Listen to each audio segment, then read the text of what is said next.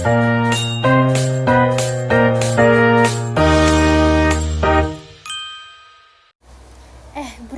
gila ya tugas yang tadi susah banget. Lu udah kelar belum? Contek dong dikit. Pusing banget nih kepala gue dari tadi mikirin itu terus. Halo semuanya, selamat datang di video saya. Perkenalkan, nama saya Sania. Di video kali ini saya ingin membahas satu topik yang sangat dekat dengan kehidupan kita sehari-hari, tapi seiring kali kita abaikan fungsinya. Topik itu adalah etika komunikasi berdasarkan konteks.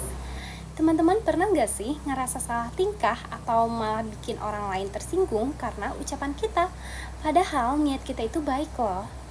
Nah, kemungkinan besar itu terjadi bukan karena isi pesannya yang salah, melainkan karena kita salah menempatkan etika komunikasi sesuai dengan konteks tempat kita berada. Komunikasi itu sifatnya dinamis. Kita gak bisa menyampaikan cara bicara kita ke dosen atau atasan dengan cara bicara kita ke sahabat karib di tongkrongan.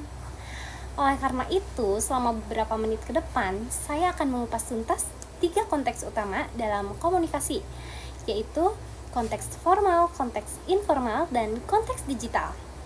Yuk kita bahas satu persatu. Oke, kita masuk ke konteks yang pertama, yaitu konteks komunikasi formal. Konteks formal ini tuh biasanya terjadi di lingkungan akademis seperti di kampus, lingkungan profesional seperti tempat kerja, dan juga di konteks ini itu aturan utamanya adalah struktural, sopan, dan menghargai hierarki. Mari kita bayangkan sebuah simulasi sederhana. Anggaplah saya ini sedang ingin berkonsultasi dengan dosen atau atasan di kantor. Etika komunikasi yang harus saya tunjukkan adalah seperti ini. Selamat pagi, Pak. Mohon maaf mengganggu waktu Bapak sebentar. Saya Sania ingin mengonfirmasi terkait revisi tugas minggu lalu. Apakah hari ini Bapak ada waktu luang untuk saya berkonsultasi? Nah, dari simulasi singkat tadi, ada beberapa poin penting yang menjadi pilar etika dalam komunikasi formal. Yang pertama itu dalam penggunaan bahasa. Kita itu wajib menggunakan bahasa yang baku atau bahasa yang santun untuk menghindari kata yang slang atau singkatan yang tidak umum. Lalu yang kedua itu gestur dan kontak mata. Tubuh kita itu harus tetap tegak, menunjukkan rasa hormat dan juga fokus mendengarkan tanpa memotong pembicaraannya. Lalu yang ketiga, efisiensi waktu. Orang-orang di lingkungan formal biasanya itu kan sibuk ya. Jadi bicaralah secara to the point tanpa bertele-tele, namun tetap diawali dengan salam yang sopan. Sekarang mari kita putar balik situasinya ke konteks yang kedua, yaitu konteks komunikasi informal atau antar teman sebaya. Nah, kalau di konteks ini, suasananya itu berubah 180 derajat. Konteks informal terjadi saat kita nongkrong di kafe, mengobrol dekat dengan keluarga dekat, atau bercanda dengan sahabat. Di sini, hubungan interpersonalnya jauh lebih dekat dan juga santai. Kalau situasinya sama seperti tadi, misalnya saya mau nanya soal tugas tapi ke teman dekat, pasti bahasanya berubah jadi seperti ini. Bro, gila ya tugas yang tadi susah banget. Lu udah kelar belum? Contek dong dikit. Pusing banget nih kepala gue dari tadi mikirin itu terus. Nah, beda banget kan? Penggunaan bahasanya itu lebih kasual, ada unsur humornya dan juga jarak bicaranya itu lebih intim. Tapi ini dia jebakannya, banyak orang yang berpikir kalau sama teman sendiri itu kita bebas ngomong apa aja tanpa etika. Itu salah besar. Etika di dalam komunikasi informal justru terletak pada kenyamanan dan juga batasan emosional. Apa saja sih batasannya itu?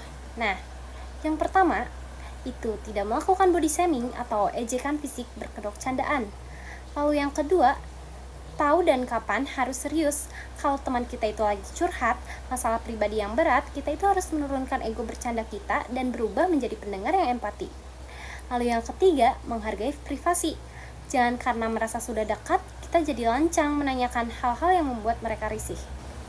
Selanjutnya, konteks ketiga yang gak kalah penting di zaman sekarang yaitu ada konteks komunikasi digital.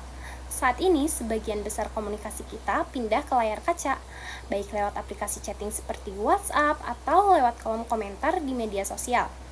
Karena kita tidak bertatap muka secara langsung, konteks digital ini punya potensi kesalahpahaman yang paling tinggi. Teman-teman pasti pernah tahu atau bahkan pernah ngalamin sendiri, ada orang yang ngechat dosen atau orang yang lebih tua cuma pakai huruf P alias ping, atau ngechat di jam 11 malam saat orang sedang istirahat.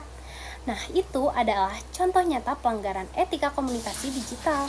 Di dalam konteks digital, ada beberapa etika yang harus kita pegang. Yang pertama, itu gunakan teks yang jelas. Karena lawan bicara itu tidak bisa mendengar intonasi suara kita, gunakanlah tanda baca yang tepat agar tidak terkesan membentak atau marah. Hindari juga penggunaan huruf kapital semua atau caps lock. Lalu yang kedua, perhatikan waktu atau timing. Kirimkan pesan di jam-jam produktif. Jika di luar jam kerja, pastikan pesan tersebut bersifat darurat dan awali dengan permohonan maaf karena mengganggu waktu istirahatnya. Lalu yang ketiga, itu etika berkomentar. Ingat ya, jarimu adalah harimaumu. Sebelum mengetik komentar di media sosial orang lain, pikirkan dulu, apakah ketikan saya ini bermanfaat atau justru menyakiti perasaan orang lain? Teman-teman sekalian, dari ketiga konteks yang sudah kita bahas tadi, formal, informal, dan digital, kita bisa mengambil satu kesimpulan penting. Etika komunikasi itu bukan sebuah aturan kaku yang dibuat untuk membatasi kebebasan kita dalam berbicara. Sebaliknya, etika komunikasi adalah seni tentang bagaimana kita membaca situasi, menghargai lawan bicara, dan juga memposisikan diri kita dengan tepat.